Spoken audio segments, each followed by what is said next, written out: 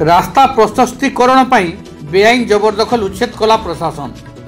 बलांगीर जिला पाटनागढ़ ठारू खपराखोल पर्यंत रास्ता प्रशस्तीकरण काम चलुवा बेले खपराखोल ठार रास्ता कड़े बेआईन जबरदखल उच्छेद करिछि खपराखोल तहसिल प्रशासन।